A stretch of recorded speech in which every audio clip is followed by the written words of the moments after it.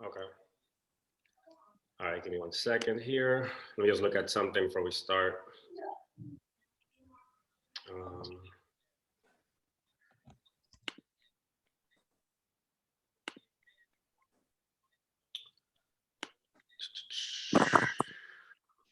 Sam questions. I'm trying to like adjust my camera here because I can't see my screen that well.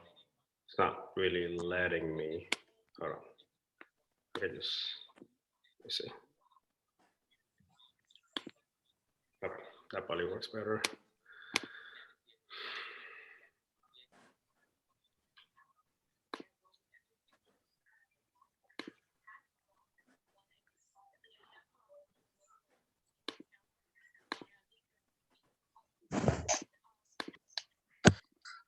And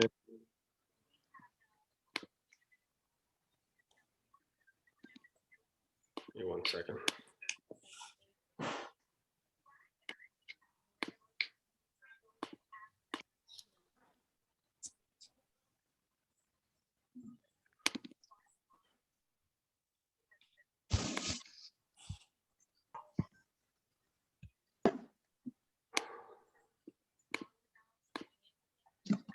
So what we're gonna go over today, you guys probably already saw on the website. I just added some things to it, but you guys should be familiar with it. It's just for review purposes, and that way we can kind of review together. Give me a second here so I can share my screen.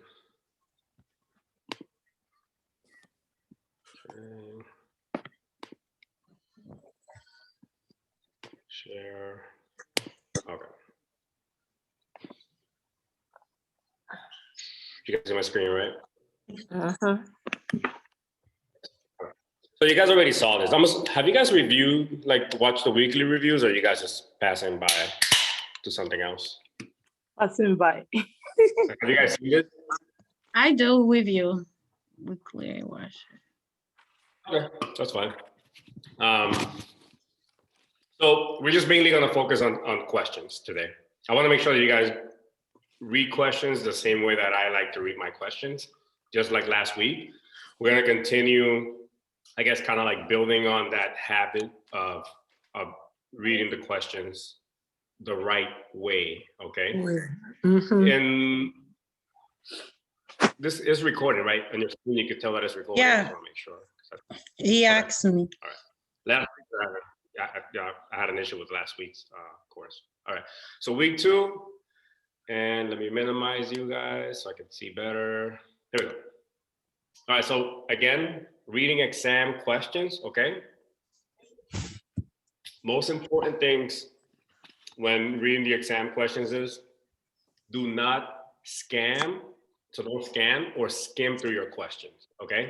Mm-hmm. Okay. And the reason why I say that is because remember, like, you sit down for this exam, you're gonna be anxious, and sometimes, like I said, the NCLEX is always gonna try to fool you. Their job is to fool you, but they want to know that you have like that. They basically, you want to make sure you take your time and don't get fooled. So don't scan the questions, don't skim through them and think just because you saw some keywords that you already know the answer. Because like I said, they're always gonna give you that second right answer, which is the wrong one, maybe like an option A or B, and your right answer could be all the way down in C or D, right?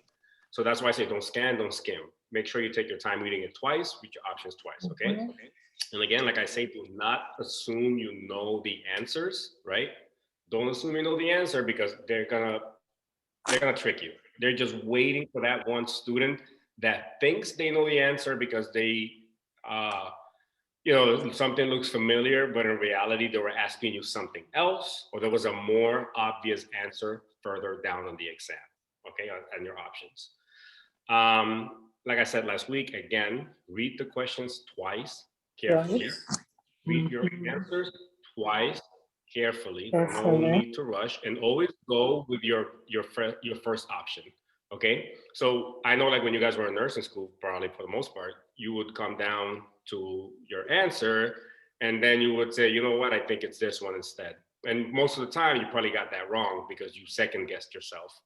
So when it comes to the NCLEX, when you're taking the test and you see an option and you know, like in your heart, that's the option, but then you second guess yourself, like maybe it's this one instead. Go with your first option because something about that, the reason why you picked that option is probably the right one, okay? Because based on your knowledge. But when you start second guessing yourself, that's when you run into trouble. So stick to your answer, don't change your answers, okay? Unless you're like 1,000% sure that you were wrong, okay? Maybe then, like in the NCLEX, when I took the NCLEX, I think it was like question like number 38. And before I continued, I think when I was like on question number 50, something about that question, I was like, no, I have to read it again. So I wrote it down on a piece of paper and I went back to question, whatever it was, 38. And when I read it again, I realized that I did pick the wrong answer. But that was one time that I did that. Other than that, I didn't do it again. Even though I second guessed myself, I stuck to my options that I picked in the first place, okay? And like I said last week, make sure you write down the key points on your piece of paper, okay? Especially in difficult questions, okay? If they give you a piece of paper. I don't know if they're doing that anymore. They don't do right? that. If they give you the little pad, type in. Yeah, so if you could type it in wherever you have it, you have an option to type it in, right? Yeah. There's no place for you to type? No, they just they give you, I think they give you a paper that you have to return back. A laminated paper and a pen. Oh yeah, that's what it was, laminated. Yeah, yeah. So just whatever. So just write it down with whatever, the erasable pen, right? Mhm. Erasable marker. That's what it is. Yeah. So just write down the keywords. Just get in that habit. Right now, when you guys are doing my quizzes and my exams, get in the habit of writing down your keywords because eventually you'll start seeing things coming out. And when you go move on to Kaplan, you'll build that discipline to always look for keywords, right? So it's like remember, you want to build these habits that are gonna help you pass, right? So it's really frustrating. I know it's a lot of work. You don't want to write down everything, but just get in the habit because we're working towards getting a nursing license here, right? And you're only doing this for a couple of weeks, so it doesn't hurt to really give it 110% always, right? And the most important thing out of everything is you need to know the content, okay? And like I said, if you don't feel ready for Kaplan, you don't want to waste questions. Like I always say, don't waste your questions until you know the material, know the content. Then make sure you know the content. And the easiest way to know the content, and I'll say it like a million times during this course, is you need to have flashcards, okay? The moment you get an answer wrong, the moment you're having a tough time remembering certain value, certain, I don't know, blood pressure or whatever it is, that automatically becomes a flashcard. So that's the only way you're really gonna get that content to stick in your brain, okay? And so, go ahead. I don't know if it's a good practice. When I'm taking tests, right? I refuse to use those flashcards. I refuse to use whatever it's available because I just want to do it on my own. And because at the end of the day, when you go take the test, you won't have anything in front of you, right? No. What I'm saying is, this. So let's say you're doing diabetes. You say you're doing endocrine system, right? What I'm saying is, when you're going through endocrine system, this is the way I want you to study. Maybe I wasn't clear last time. When you're going through endocrine system, you're gonna come across, I don't know, like blood glucose values, for example, right? Mm-hmm. And right away, we know that hypoglycemia, the number for hypoglycemia is important. So you need to know that, right? So you're gonna make a flashcard out of that because you need to know what is the bottom number before we become hypoglycemic. So you will make a flashcard. Then you will make a flashcard out of hyperglycemia, right? You will, okay, this is the number for hyperglycemia. Once you're done with that section on endocrine, I expect you to do your quiz, review, look at the rationales, and whatever you get wrong, on that quiz, automatically you make a flashcard out of that. I don't want you to take the quiz with your flashcard in front of you. What I'm saying is, as you're studying, you're building your flashcards for that category. Okay. I see what you're saying. Does that make sense? Yeah.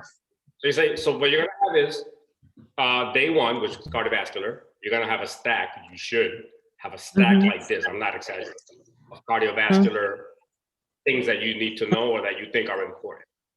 That's day one. Day two was respiratory. You should have a stack like this of respiratory parts, because throughout your respiratory lectures, you were like, okay, I need to know this. Let me write this down. I need to know about when there's a leak on the chest tube, right? Whatever. So you're like, oh, well, this is normal. This is abnormal. That's a flashcard. And then you take your quiz and you see something that you say, oh, I think maybe I should know that. That's a flashcard. I got this wrong. That's a flashcard. When you did all of that, right, then you're gonna look at your stack of, let's say, for example, respiratory. Now you have your stack of respiratory flashcards, and you're gonna review them at the end of the day. Before you go to bed, you should be reviewing your flashcards for that day. I want to make sure everyone's aware that they should be doing this. Okay. Okay. Go ahead. I'm not saying take your test with the flashcards in front of you. You shouldn't be, and by the way, when you do your exams, they're purposely made that you see the answers at the end, the rationale at the end. And that's how, when you do your Kaplan, when you take your Kaplan exams, do not do the tutored version, because the tutored version of Kaplan gives you the answers right away. So you do number one, you hit submit, it gives you the rationale. Don't do it that way, because it's gonna throw you off. It's gonna discourage you. Or let's say you're on a roll, you get the first 10 right. And then number 11, you get it wrong. Number 12, you get it wrong. Number 13, and you're like, you're getting it wrong. That's gonna throw you off so bad. It's best for you just to take the test, like the way you're taking my quizzes and my exams, and you see the answers and the rationales when you're done. Because that way it doesn't throw you off. You just want to focus on just taking this test, and we'll focus on the answers after. And by the way, when you're doing, let's say my quizzes, my exams, when you do Kaplan, you do your test, right? When you do your test and you're done, I expect you to go back one by one and read the entire question again, read all of your options again, and then look at the rationales and see why that was the right answer. Why that was, and I want, like, my quizzes are 25 questions. So in reality, you're doing 50 questions on that day, because you did the quiz, the 25 questions. Then you're gonna go back and read the options along with the rationale. So you're reading everything all over again. You're looking for keywords all over again. You're looking at your options all over again, and you're reading the reason why that was the right answer or the wrong answer again. Okay, and then that's why I tell people, that's how you're gonna start seeing patterns. This is why this is the answer. It starts to stick in your brain, because if you say, oh, I got that right, let me see which ones I got wrong, and you're skipping the ones you got right, then that's causing a problem. And don't just go to the rationale. You need to read everything. It's like you're taking the test all over again. Okay, just make sure, like, I just want to make sure that everyone understands that that's the way that you're supposed to be taking all of these exams and all these quizzes when you're done with them. All right. All right. So, like I say, your research. If you get the wrong answer, research the material. It doesn't hurt to go on YouTube. It doesn't hurt to use Google just to see, what else is there? Like, what am I missing? Maybe I didn't explain it easy enough. Maybe you could find a video on YouTube that explains it from a different approach, and you say, okay, well, this makes more sense to me now. Or you can go on Google and say, okay, what's the definition of this? And there will be a different definition than what I gave you from a different approach, and you can say, okay, well, let me write down a mix of both and make a flashcard out of that, right? If I mention a medication and you're not familiar with the topic, then you must research that medication, right? Understand what medications are used for, what are their adverse effects, their common side effects, and make sure, which this is like an easy point, make sure you know your antidotes, which is like the easiest thing you can probably remember. Okay, so make a flashcard. The antidote for acetaminophen is, right, in the back. You write the answer, right? If you can retain the material, then create flashcards and create mnemonics, okay? An example of acronyms and mnemonics, I'm probably gonna screw up that isocarboxylate. I don't know how to pronounce it, but so this is your psych meds, right? So medications, MAOIs to treat depression. So you have phenyl sulfate, who's the psych nurse here? We don't have any psych nurses? Okay, we don't have any psych nurses. I said me. Trianocyclamine. She's raising her hand. I She's said me. You guys, because I can't see my raised screen. hand. Yeah, I can't see anyone. I can't even see myself right now. Everything is shut down. I can only see my screen. Okay, I raised my hand. Yeah. So we don't give these medications really in the ER. So I can't really pronounce them, unfortunately, because I don't give them. But it was on trianocyclamine, I guess, right? Isocarboxylate. Did I say that right? Isocarboxylate. I'm not good with pronunciation, but yeah. So when you come across medications like this, when you come across anything in the NCLEX and you say, okay, I need to remember this or that or whatever, it's easier to create a mnemonic or an acronym for yourself. It doesn't have to be obviously this one, but create something for yourself that will make it easier for you to remember. Okay, so in this example, you say, okay, I know for sure phenyl sulfate is an MAOI, but I can't remember the other ones. But I know they start with a T, an I, and an S, right? Or it's just easier to create an acronym or mnemonic to remember. So please take it easy. Please take it easy are the first letters, I guess, right, of your MAOIs, which makes your life much easier, okay? Like I speak Spanish, so believe it or not, when I was studying, I would literally look at certain things and I would say them in Spanish. I'm like, the only way I'm gonna remember this little group of meds or this little group of problems within this category is just for me to say it and come up with a mnemonic or acronym in Spanish. You know what I mean? So if you speak a different language and it's probably easier for you to remember these things in a different language, then go ahead, okay? But you need to come up with your own system. And this is an example. I'm giving you an example of how you can remember a group of medicines. Like the beta blockers are easy, right? They all end with LOLs, right? But in this example, they don't have the same ending. So you have to do something to remember them, right? So just get in the habit whenever you see a group of medications, try to, if they don't match, if they don't rhyme, then you have to do something like this, okay? So remember, you guys should be studying 2 to 3 hours a day, if possible. Try to take at least one day for resting. And then you should be doing your practice questions. every day. And hopefully you could do 6 days a week, pretty much almost every day.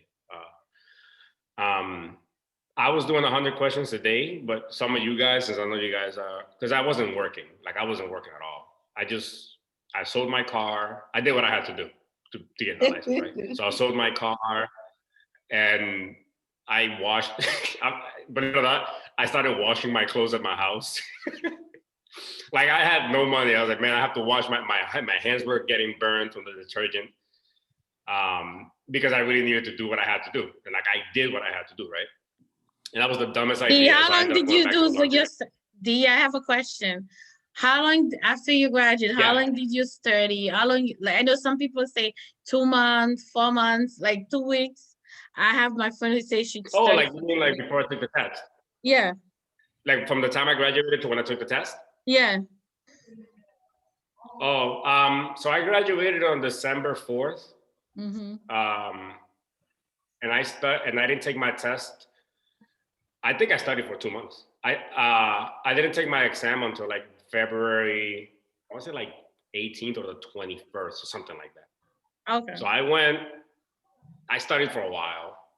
I just wanted to make sure that I didn't fail. Like I was just like, I'm not gonna go until I know everything there is to know. And then I knew it was time for me to go because I kept pushing my date by a week. So I was like, oh, I'm gonna go take it on Monday. And then it would be like Thursday of the week before, and I'd be like, let me take it on Friday instead. Then I would be like, oh, let me do the following Wednesday. So I kept doing that throughout the first week of February. And then I was studying every day, and then I hit a point where I had this stack of flashcards. I'm not exaggerating. If you see the way I study, it's crazy. I had this big stack of flashcards, but I would just psychologically, so it won't mess me up, I would take my stack of flashcards and I would like, all right, I'm gonna break it down in small pieces. You know what I mean? So psychologically, I'm like, oh, all I have is, I have to get through this little stack and then I'll grab my other small stack. So it wouldn't just throw me off. But then I hit a point in February where I just knew everything. Like everything that I wrote down, I knew it because I studied for so long. And I had all my flashcards. Everything that was wrong, I had it in there somewhere and I memorized it. And it hit a point where I was doing exam questions and I was studying. I'm like, and I just got tired. I was like, there's nothing else for me to know. Like I know everything there is to know. So I guess I have to take the exam in 3 days. You know what I mean? What in case of international students? I graduated from Nigeria. So for how long do you think we can study? It's all based on your Kaplan scores, to be honest with you. It's all based on your Kaplan scores. Kaplan score? I highly recommend you have to do it. Honestly, you have to do like 7 weeks. I'm not gonna lie. 7 weeks. 7 weeks. And then the things a lot of you guys work, so it might take you 9 weeks. I don't know. I don't know what your schedule is like. I don't know. Are you sticking to the plan? You know? Yeah, because I'm taking my next month, right? So yeah, I have more than 9 weeks I've been preparing, and I started with you pretty much. I used to do like you all questions, but now I'm reviewing with you. So yeah. should I schedule? But like I said, you have to. I don't know, like what week are you on right now? Week 2? Yeah, I'm on week 2. Yeah, so I would say wait until you've done maternity. As soon as you finish maternity, like that same night, buy the Kaplan question bank. Yeah, because I did some question from maternity side. I don't have that much weakness on it, but I'm still fighting with cardiovascular. On my course, or you mean like? Yeah, even on your course too. But with your course, I understand it much better, to be honest. Exactly, it's much better. The way you explain it, so I keep, whenever I have like a free time, I go back and study. I don't know, for some reason I'm struggling with that, because the respiratory, I get it. Everything else I get, but the cardiovascular, for some reason, I'm still struggle. Especially the EKG what part. I would do if I were, say again? I'm saying especially the EKG part. Yeah, the EKG part. Yeah. So what I recommend you do, like I said, like remember I had a stack of flashcards. Like I'm not exaggerating. It was like this big. You have to create flashcards. So you say, okay, what is angina? The definition of angina is boom, right? Yeah. Nitroglycerin is this. When do you give nitroglycerin? How many? You have to create like a whole stack. Your hand is gonna hurt. It's gonna hurt. And then you're gonna just have to sit down and you're gonna have to review cardiovascular, your flashcards with your own words. You see what I'm saying? Because you can only watch my video so many times, but you have to watch the video and then you have to pause it and you have to say, let me, in my own words, my own definition of angina. You know what I'm saying? And you write it down. This is the only way you're gonna know. You can't know it from my words. I'm teaching it to you, but my goal is that you can define these things on your own. And that's where the flashcards come in. Go ahead. Okay. You raised your hand. It's me, D. Can you just, can you hear me? Yes. Can you just, maybe one of those days, take us like from A to Z, what we need to know on the EKG, you know? Apart from... just do like a whole EKG section with the videos? Okay. I'll do it. Okay, we'll do that. So what we'll do is just like within some second, like how we really need to know it. I know with you, if you teach us like, just like ABC, we are going to get it right and we are Yeah. going to do it. You So did what a we'll very do good is we'll job. add. Yeah. You Thank you. did a very good job with We'll the add- ABC. Mm-hmm. Thanks. We'll add 1 week. We'll add one extra week. So we're supposed to meet 4 times, right? So we're supposed to meet twice, 2 more. Mm-hmm. So we'll add 1 week, and that 1 extra week we'll just go over EKGs. Okay. Thank Okay. you so much. You did a very Just good remind job me. with the. Exactly. You did a very good job with the ABC. Yeah, it's true. ABGs? Mhm. ABGs, Yeah, with the ABGs. that's Mhm. true. Thank you. The compensated so- and non-compensated. But just remember, when you take the NCLEX, more than likely you're only gonna see uncompensated anyways. Like odds are you're not gonna see partial or full compensation. That's why the quiz is mainly uncompensated. But just in case, I'm giving you what you need to know, just in case.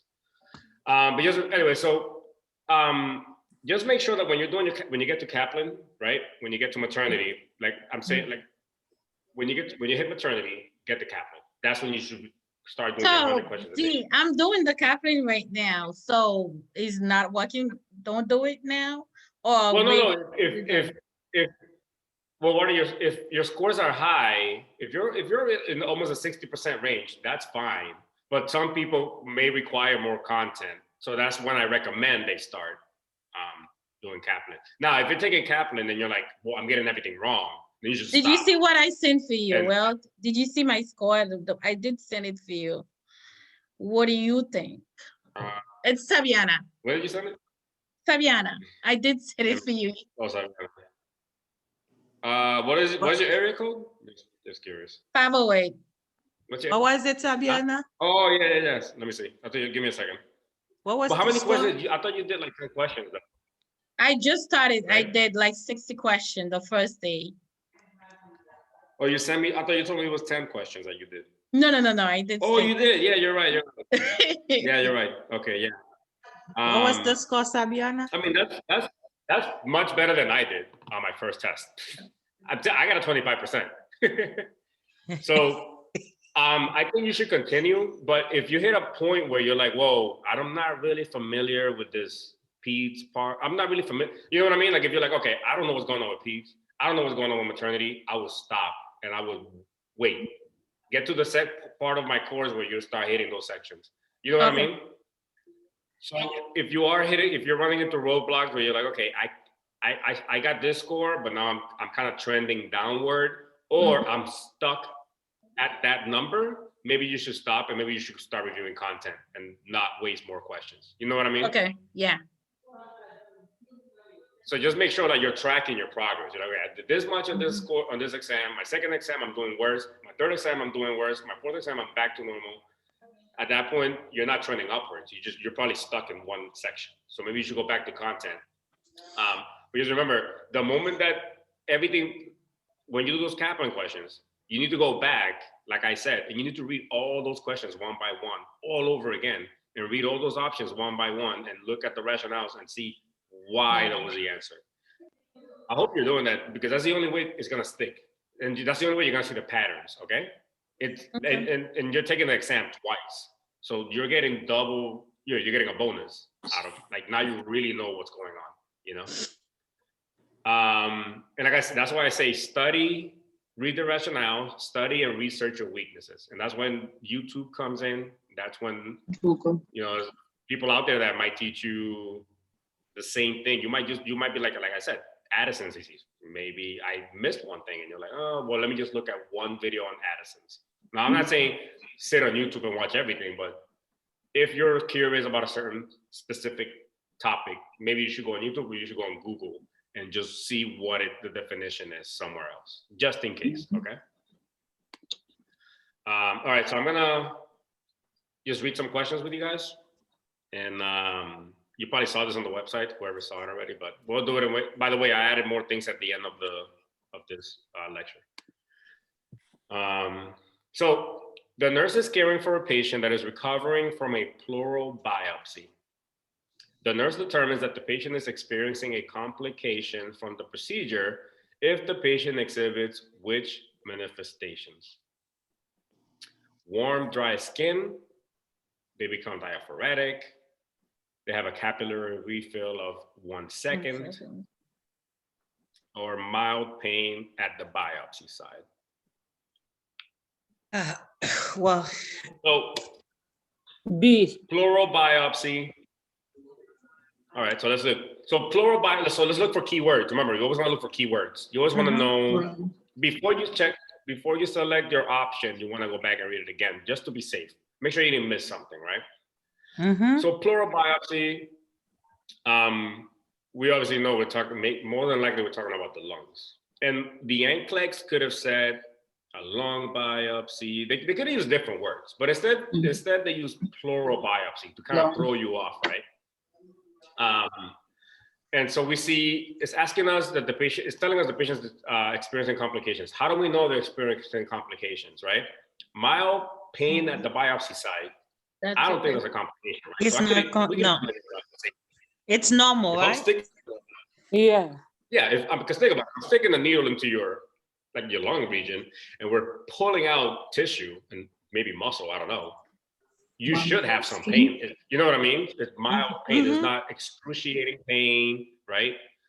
It's not hemorrhaging at the side, right? Warm, dry skin, but that's the normal skin to me. So why would that be an option, right? So it's safe to eliminate that one. A capillary refill of 1 second. So we all know a normal capillary refill, for you to know this answer, is less than 3 seconds. A normal capillary refill is less than 3 seconds. This is 1 second. So if I go like this and it turns red in less than a second or 1 second, that's normal. Okay, less than 3 seconds is normal. If I go like this and that thing takes like 10 seconds to turn back to abnormal color, you have a problem, right? So a capillary refill of less than 3 seconds, which in this example is 1 second, that's okay with me. So options A, C, and D, I'm okay with eliminating, right? So obviously that leaves us with B. So it's B. Yeah. Yeah. So real quick, this is what it looks like, a pleural biopsy. This is the puncture site, the biopsy needle.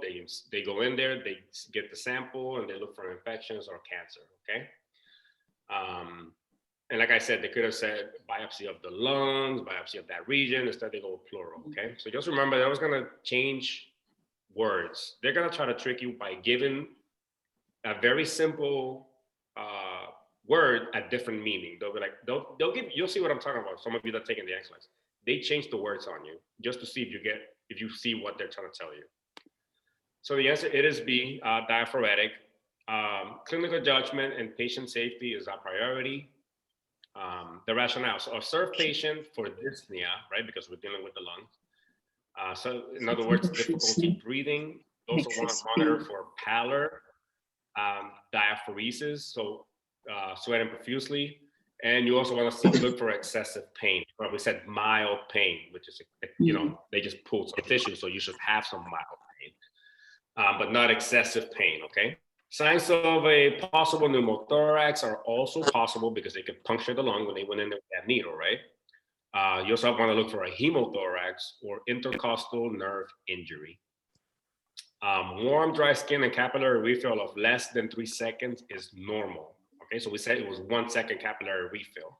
All right, and like I said, if I go like this, my 1 second, it went back to normal, the color, that's fine. If I go like this and it takes more than 3 seconds, then we have a problem, okay?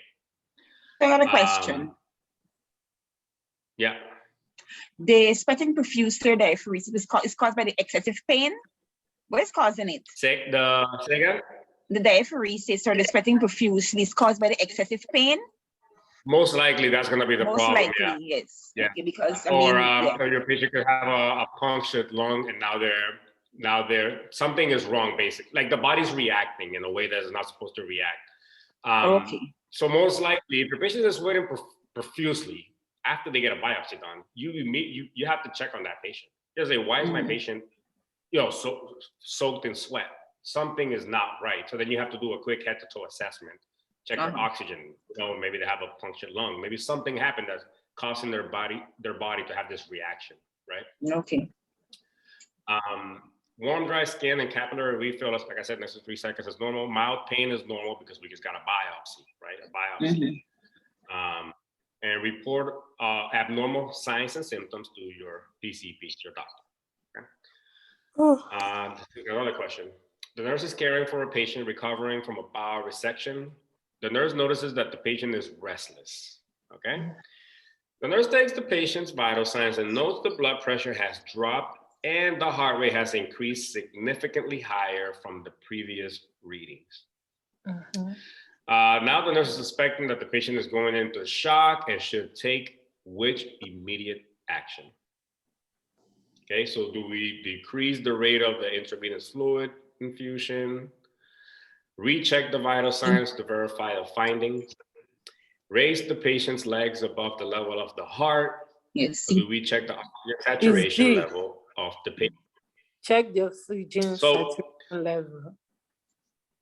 So remember, guys, the most important thing is always go back and double check what they're asking you and really analyze what is going on here and really analyze what are your options before you assume that you know the answer, because they're gonna get you by giving you the right option. Increase in IV fluid.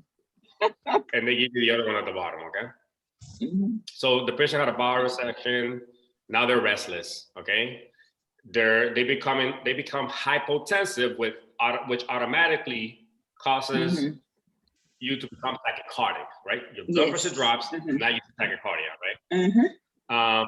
And now you're suspecting shock, right? Because we have a hypotensive patient, they're going into shock. So are we going to decrease IV fluids on a hypotensive patient? No. Increase. No, so then right away we get rid of that option, right? We're gonna recheck the vital signs to verify our findings. I want to do that first. Like, are we gonna say, go ahead? For me, if the patient going to shock, I want to do that first. It's an option, not the first option. For me, my thoughts. All right. To me, I said C before. C is it? So do we see? But so D we'll go see is the answer together. C. D. Raise the patient's legs above the level of the heart. Yes. Or D, do we check the oxygen sat level of this patient? So if you Check notice, the options level. So options B and D are very similar. The only unique difference is that option D is talking about oxygen. Yeah, exactly. So remember the ABCs, right? So when it comes to those two, you would say, well, the oxygen is really important. B and D are very similar, but out of those two, which one is more important? When you look at your needs, first. So then let's look at our options, our answer. So the answer is D. Check the oxygen saturation level of your patient, right? So rationale, manifestations of shock include hypotension, tachycardia, okay? In other words, an increased heart rate. Restlessness. Restless, cold, moist, pale, or cyanotic skin. If your patient is in shock, the first step is to check the oxygen saturation level, since there is a decrease in circulating volume. So there's no oxygen getting into the brain, right? Remember, we always want to protect the brain. An adequate oxygenation must be supplemented by oxygen as soon as possible. Unless contraindicated, the nurse should increase IV fluids and continue to monitor and administer medications as prescribed. Do not elevate the legs above the level of the heart, which I found out. In other words, the Trendelenburg's position, to help increase blood pressure, because there is no definitive research to prove that this method works in the NCLEX. Okay. We do it in the ER all the time. Yes. In the NCLEX world,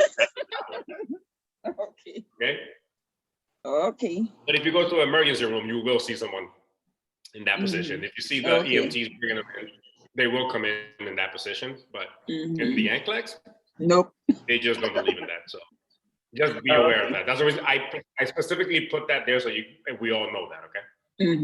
And now we know. Or content that you didn't know. Okay. So strategies to answer the question. The nurse suspects that the patient is going into shock and should take which immediate action, okay? Notice the word immediate. What do you have to do right now? Like, what is the most important thing? So immediately, if my patient is going into shock, I need to start thinking ABCs, right? Airway, breathing, circulation. And they gave you an option where they talked about oxygen, right? So shock is a condition where the patient, where there's inadequate delivery of oxygen and nutrients to the tissues and the brain.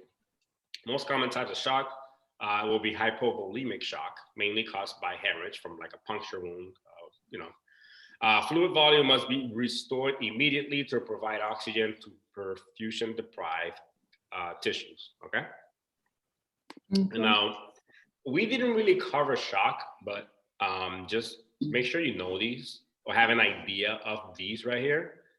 I wouldn't go crazy. I would just, you should know this. First, if you're gonna go for the NCLEX, you should know this. Septic, But just make sure that, so just make sure that you create a flashcard, very simple. This is cardiogenic shock, and this is how we treat it, right? Cardiogenic shock is related to heart problems, however you want to put it, right? Cardiogenic shock is treated with, and you should know in your flashcards. Like I said, we didn't cover that, but you create very simple flashcards. A very simple online search will give you the answer like this, okay? Know your neurogenic shock, damage to the nervous system, septic shock caused by infections. That's when we have to give them antibiotics, right? We have to check their blood pressure because it crashes and their temperature crashes. Anaphylactic shock, Reactions. And then you know your hypovolemic shock, which is the most common, loss of blood volume. We have to replace the blood, right? And that's where your blood transfusions come in. Yeah. Let's look at another question, which was in the course. C. The nurse is caring for a patient with a brain tumor that is located on the brain stem and notes the patient is in the position in this image below. The nurse calls the healthcare provider and reports that the patient is exhibiting which assessment finding? Is it flaccid quadriplegia? Is it opisthotonus? No. Is it the cerebral posturing? Or is it the cortical posturing? The cerebral posturing. So this is kind of very straight to the point. So the answer is C, the cerebral posturing. But just remember, when you look at a question like this, and let's say the NCLEX is asking you something and they put this picture and they give you that answer as an option, let's say. But if you don't really read the question or read the question carefully, they might be asking you something completely different. But they still threw the cerebral posturing in there, hoping that you didn't read it and you skim through it, and then they were asking you something completely different. They could have just said, what kind of medication can you give this patient? You know what I mean? Yeah. So just always make sure that they don't, they'll throw something at you just to see if you read the question carefully. So it is C, the cerebral posturing. The upper extremities are stiffly extended and adducted with external rotation or ambulation of the palms. Lower extremities are extended and stiff with plantar flexion. The teeth will be clenched and back is hyperextended. Flaccid quadriplegia is complete loss of muscle tone and paralysis of all four extremities. Okay, so that's what we call flaccid quadriplegia. When they're pretty much paralyzed from the neck down. Opisthotonus is prolonged arching of the back with the head and heels bent backwards. Odds are you're not going to see this question in the NCLEX, so it's just for, just thrown in there.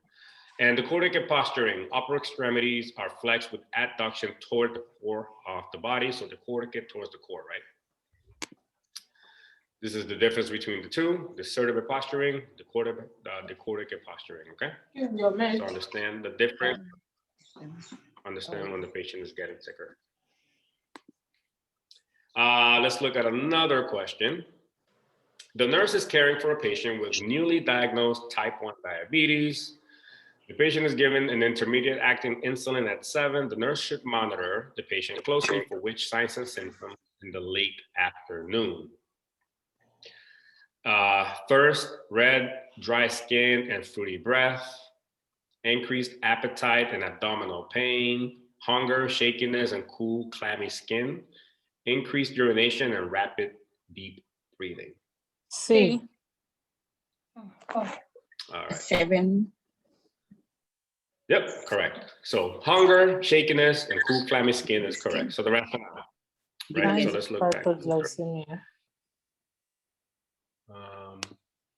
Intermediate actinin, such as Humulin, peak at 4 to 12 hours after administration.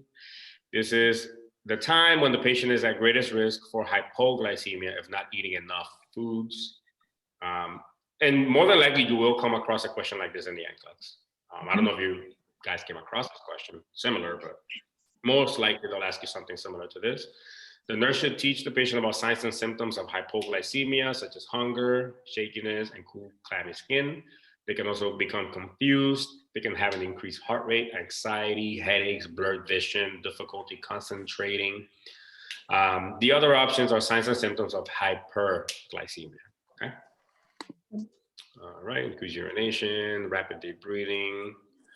Over here, this is DKA, I believe, rapid deep breathing, right? Increased appetite, thirst, fruity breath. The nurse should monitor the patient closely for which signs and symptoms in the late afternoon. So remember that intermediate acting insulin peaks in the afternoon. Remember the 3 Ps of hyperglycemia, polyuria, polydipsia, polyphagia. Yep. And then study and know the signs and symptoms of hypoglycemia and hyperglycemia.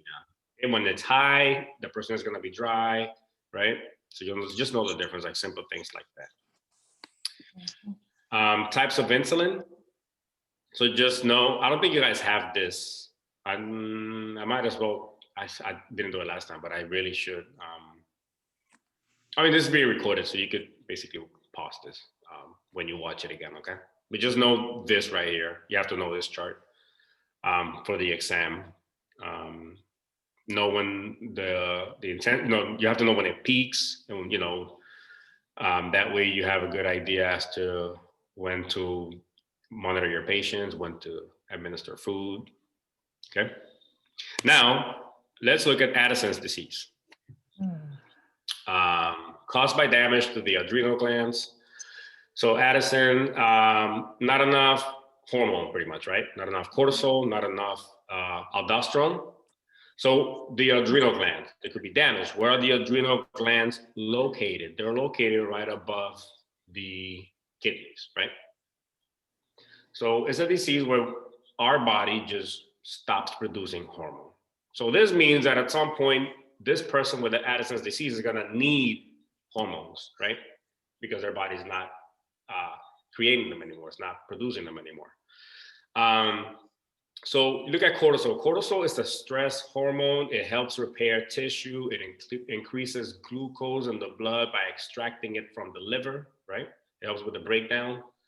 Aldosterone helps balance potassium and sodium in our blood. That's why when you look at these patients with Addison's, you have to be and even with Cushing's, you have to be very closely monitor their potassium and their sodiums, okay? So Addison's disease assessment findings will be bronze skin is one of the findings, or in the NCLEX, they could call it hyperpigmentation. I think when I took the NCLEX, they gave it a different name. It was like hyperpigmentation, but they were kind of giving me a hint. They didn't call it hyperpigmentation. They didn't call it bronze skin. They just kind of worded it like a lot of dots on the skin. It was bright. And I was like, it sounds like hyperpigmentation. I was just like trying to think, like, I think that's the answer, but I don't know because of the way they're wording it. You know what I mean? So that's why, like I say, they're always gonna reword a lot of these things to try to throw you off. So it's good to stop and say, okay, when they're telling me this as an answer, is this what they're trying to tell me? You know what I mean? So really stop and think. And they try to trick me, but I got it right. So like I said, they might not call it bronze skin. They might not call it hyperpigmentation. They might give it something around there that you could say, okay, that sounds like it's Addison's disease findings. Know that those patients, they could have hypotension. So just so you guys know, make a flashcard out of this right here. It's in the course, but just make a flashcard out of this. You need to know assessment findings of Addison's and Cushing's. You can have hypotension, hyperkalemia, hyponatremia. So these people, they need salt, right? You'll notice, I put hyponatremia twice. You'll notice that they need salt. Anorexia, weight loss is common. hypoglycemia, and hypercalcemia, okay?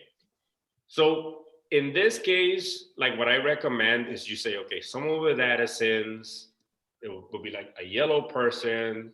And then this is my way of remembering Addison's disease. Addison's disease is the bronze skin and the hyperpigmentation, right? But they're like yellowish, right? Their skin. They have a hyperkalemia. A lot of those potassium tablets that we give in the hospital are yellow in color. I don't know if you guys probably given potassium tablets, but all of them are yellow in color sometimes. But just think about banana, right? The bananas are yellow. So a person with Addison's disease is yellow. Their potassium is high, so therefore, I don't know the best way to think about it, but just try to put things together in an easy way to remember it, if that makes any sense, right? Anybody have any question about that? About the way that I explained that? Hopefully that. So usually, when the potassium is high, the sodium is low. Usually, it's all the way around. When the sodium is low, potassium is high. When the sodium is high, potassium is low. Okay. Yeah. And then, so when you're thinking about, like, let's say you get confused with Cushing's and Addison's, just know that the person with Cushing's has the big belly with the big moon face. So then I'm immediately thinking buffalo and right? So then I'm thinking, oh, that's the person with the hyperglycemia, right? Because my person with Addison's doesn't have the big moon face and the big belly, so they'll be hypoglycemic, and that's what, you know what I mean? So you start to think about it that way. If you run into a wall and you say, well, are they hyperglycemic? Well, no, because the person with Cushing's has the big belly and the big face like a type 2 diabetic. So those people are hyperglycemic. This person will be hypoglycemic. Okay? So try to compare the two. That's probably the easiest way to remember it. And like I said, create a flashcard, which will make your life 100 times easier. So treatment for Addison's disease, these people have to be on steroids for the rest of their life. So oral corticosteroids such as hydrocortisone. Why is this the best treatment? Their bodies no longer produce cortisol or aldosterone. Addisonian crisis. So remember this, it's a life-threatening event. It can be caused by stress, infection, or if your patient suddenly stops taking the medication. So you always want to remind the patient that never. Yes, it's dangerous. Okay. So these people, you want to keep them in a nice environment, dark, quiet environment, because stress alone can throw them into Addisonian crisis. Okay. Findings of Addisonian crisis. So if you're taking the NCLEX and they tell you your person with Addison's disease is complaining of a severe headache, they become confused. They're complaining of severe abdominal pains, severe back pain or leg pain, or they become very hypotensive. And they could go into shock. You immediately have to start thinking Addisonian crisis, and you need to get the healthcare provider involved right away for that, right? So look at Cushing's syndrome, Cushing's disease, too much cortisol, all right? Which in other words, cortisol overload, right? Also may occur from taking too much cortisol medication over a period of time. So if the doctor prescribes cortisol for your patient and they're taking it too much in high doses, or maybe they're taking it wrong over a long period of time, they could eventually develop Cushing's syndrome, okay? So cortisol overload, think about the big people, type 2 diabetics, hyperglycemia, all right? Cushing's syndrome, all right, so findings include the moon face, right? The buffalo hump, which you call a fat pat on the back right here on the screen, you can see it. The large abdomen with thin extremities. Hirsutism, in other words, is called facial hair growth in females. Osteoporosis, which is hypocalcemia from cortisol. So you remember that cortisol, because it's being produced in such big amounts in the body, that excess cortisol can actually start eating away at the bones. Okay, so when you think about Cushing's, you have to think, okay, my patient has cortisol overload. Immediately you have to start thinking, oh, that's also gonna eat away at their bones, so now they're at risk of bone fracture, right? Which leads to hypocalcemia. Okay. They become hyperglycemic. So like I said, remember when you compare the two, the people with cushions are hyperglycemic, like a type 2 diabetic. That's what they look like, right? Hypernatremia, hypokalemia. Okay? They bruise easily, and they have the red cheeks as well. Okay. And this is another example. So we see here the fat pad, the buffalo hump, thin arms and the legs, the bruising. Oh, they also have very thin skin, okay? They have the stretch mark, the stretch marks, thinning of their hair. Like I said, the red cheeks and the round moon face, okay? And that's it for today, guys. So this is recorded. I'll upload this to the website tonight, okay? Anyone have any questions? For me. No? Was this helpful? Yes. I like the diagrams. They're very explanatory.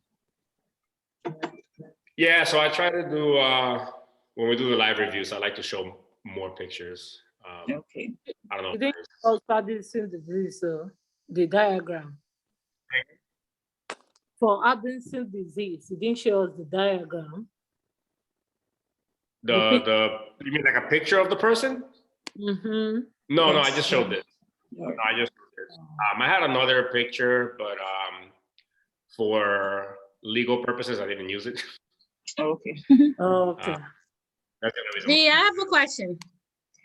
Yeah. I was doing in your thing with the precaution, droplet precaution, and because when you say what PPE you have to wear when you're going in certain room on certain precaution, so can you like glove, because an airborne precaution, you didn't mention glove?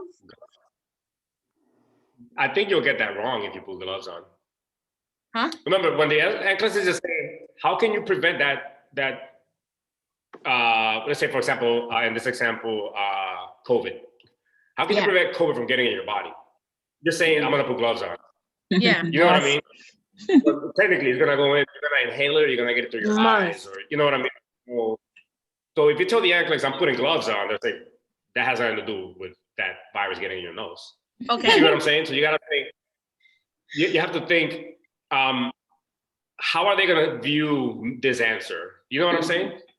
Like, are you telling them, no, I'm putting gloves on to prevent an airborne particle from getting in my nose? You know what I mean? So you have to like stop, like maybe you say, okay, gloves. Then you have to stop and think, is this appropriate in this scenario? And then you have to go back and say, before I submit this, I want to make sure that this makes sense.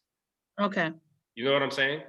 So always before you submit your answer, always stop and think to yourself, am I answering this correctly? Am I doing what's appropriate in this scenario right now before I move on? Because if you pick something weird like that, or let's say someone, like I said, like I think I said that last week, let's say someone is going into shock and they give you an option where they say administer fluids, and you say, I'm gonna get a temperature, then you just basically told them, I don't care about fluids during shock. I'm more worried about the temperature right now. You see what I'm saying? Mm-hmm. Yep. So you always want to stop and think to yourself, is this an appropriate answer for this scenario? But eventually you will wear gloves. With COVID? I mean, with like airborne? Like, yeah. If you're going to do some work, No, that's contact precautions. Remember, you're imagining yourself in your work setting right now where you work. Okay. You're telling the NCLEX only know, does this person know that they need an N95? That's all they I want. know. Mm-hmm. They should protect their eye. All they want to know is, do they know they have to, the most important thing right now, do they know they have to protect their eye so the particle doesn't get in their eye, the mucous membranes, and do they know they have to wear N95? Yeah. And you answered that right, that's okay. But when you say, oh, I also need gloves, then you just said, this airborne, oh, I see what you're saying, but let's just stick to the point. This airborne problem is now also a contact problem. The only time that you mix those two is dealing with varicella. Okay. Okay, because varicella is both airborne and contact. In contact. Yeah. But that's not always the case. In the let's say in the example of COVID, let's say for example, you don't need the gloves. You just need to cover your eyes and your mouth. It's varicella, and I forget which one the other one is. There's two that you have to is contact, airborne and contact. Tango, chicken pox. No, that's varicella. Rubiola. That's varicella. Mm-hmm. But just go look at it again. There's one more for the some reason I just can't remember for them. I can't remember right now. There's only one scenario where you use contact and airborne combined. Other than that, they only care about the fact that you put on an Air 95 and N95. Okay. Yeah, I was a little bit. I know what you mean, but I was just a little bit overthinking. You know, my thinking always. When you get a chance, create a flashcard and say, these are the only two times, I guess, viruses or whatever that requires, in the flashcard. Contact and airborne. Are only used when in the back you will write varicella / shingles and whatever the other one is, which I can't remember right now. You understand what I'm saying? But other than that, airborne is airborne. Okay. Good. Yes. Yeah, I think I'm good. All right. Yeah. Thank you. So And just make sure that you guys are studying when you do the test, your exams, your quizzes. When you move on to Kaplan, get in the habit. You have to. At the end, go back and read the whole thing again. Read your options again, and read your rationales again. Read your rationales with everything again. Don't just go straight for the rationale. You read the whole thing, because down the road, the Kaplan is going to shoot questions at you, and you're going to know, oh, I know exactly what they're talking about, because you've seen the question twice every time you take a test. Okay. And you see what I'm talking about, but you need to get in that habit. Okay. So you say you have to score 70 in the Kaplan. Like, yeah, you need to be in the 70 range, like 68, 75, 60. For each exam? To feel very comfortable. For each exam? For each exam? You need to be up there. You need to be up there, yeah, in Kaplan. Yeah. Okay. I'm gonna do it. I got 40 in my first Kaplan test. You took it? I took it, but I got 40. 40. That's fine. Remember, I got 25. You guys are doing way better than me. So I got 25 and I worked my way up to like 75 or 80 almost. Okay. But it just remember, I sat down and I realized I didn't know how to read test questions. I was like, whoa, this is a whole different world. And I really went deep into my flashcards, just so I knew the content, so that when they asked me these weird, confusing questions, I knew exactly what they were talking about. But it all comes down to your content, so that you don't get fooled. Okay. Okay. And like I said, I gave. Huh? Go ahead. If you feel stuck, like you're not progressing in Kaplan, then I will stop and I would just start really looking into the content. Exactly. Okay? Don't rush through the questions. Like, do not rush through anything at all. Okay. Yeah. Honestly, I think all of you should be taking your exam. Let me see. I'll tell you right now. Like a good estimate. We started 2 weeks ago, right? Pretty much, right? Everyone. To be honest with you, you guys shouldn't take your exams until at least, to play it safe, October 21st or October 28th. Yes.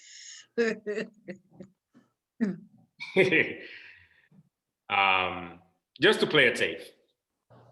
Okay. What if you already scheduled the test? You can remove it, Billy. You could push it.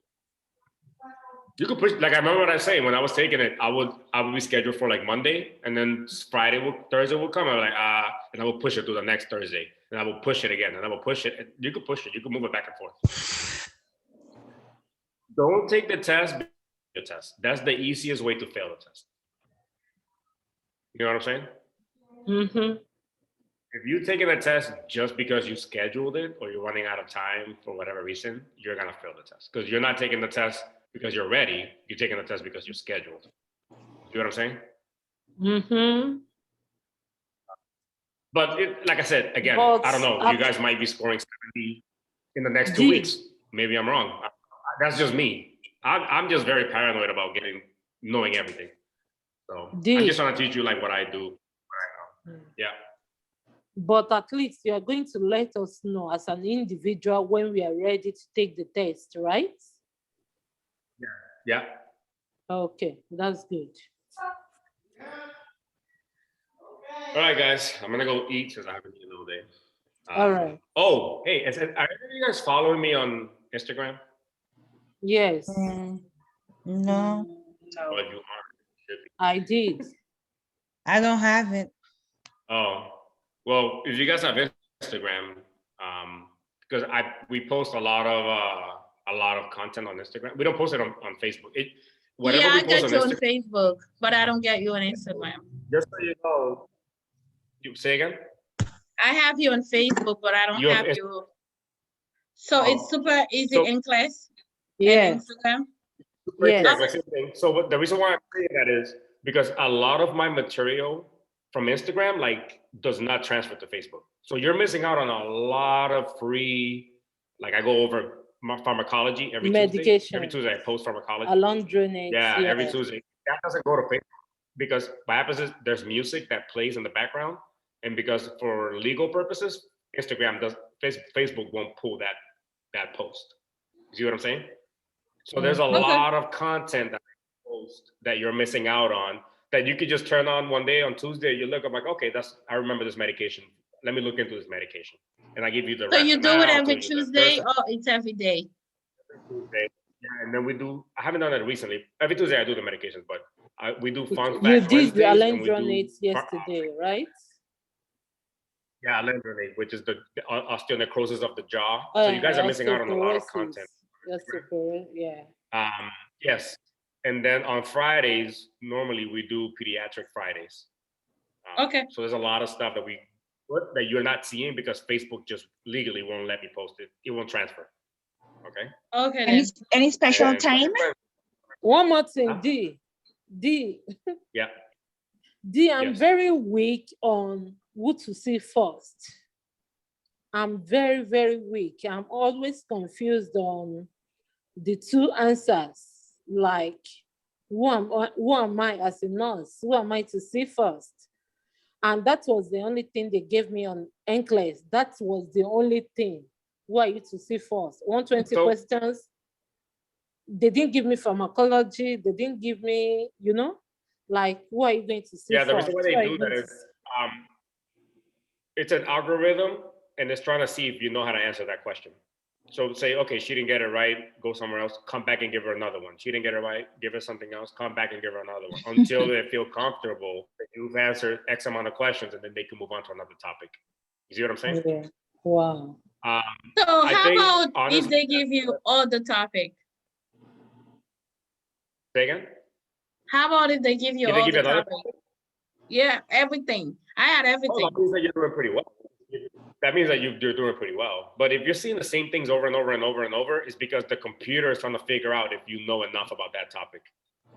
It's gonna give you another chance. And then eventually it's like, okay, well, we can't help you. You know what I mean? But that's where Kaplan comes in. In Kaplan, you have the option to pick like management of care, prioritization. Just remember that. I think that's an option. So you can prioritize. So if I were you, I don't want you to waste. Well, I mean, that's your weakness. If that's your weakness, then I can't find prioritization here on Kaplan. I'm only saying it's not there. Recalling, recognizing information, understanding concepts, setting priorities, then making nursing judgments. Priorities. Priorities, right? Click on that one.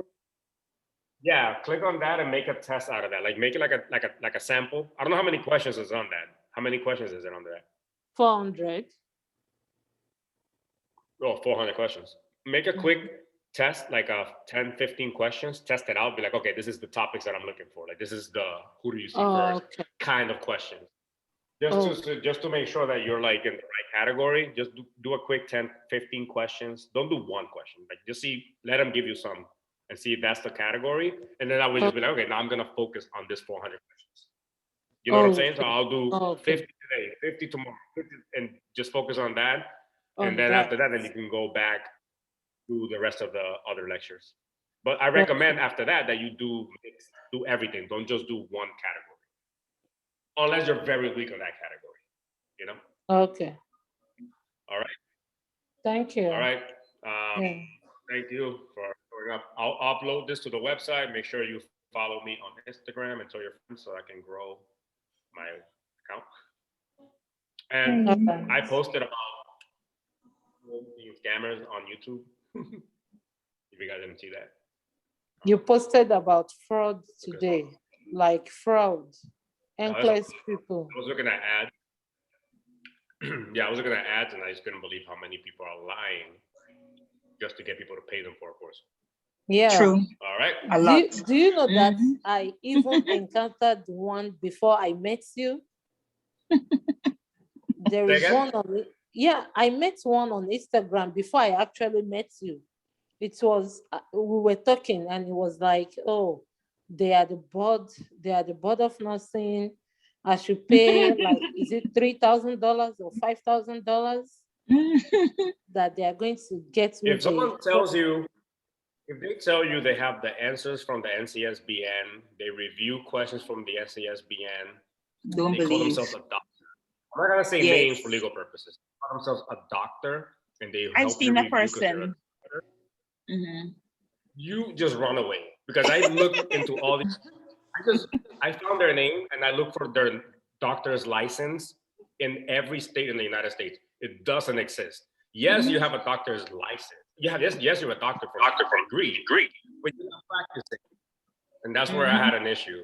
You're not allowed to practice because there was a newspaper article that caught that, I'm not saying names for legal purposes, caught that person that calls themselves a doctor, pretending to be a doctor in a clinic, and they ended up going to court. He can never be a doctor for the rest of his life in the United States. It's just never going to happen. Because they got caught impersonating a doctor. I'm not going to say names. You can't say names because this is going to be a... But just know, if there's a person that calls themselves a doctor teaching NCLEX, run away. I'm telling you right now. All right.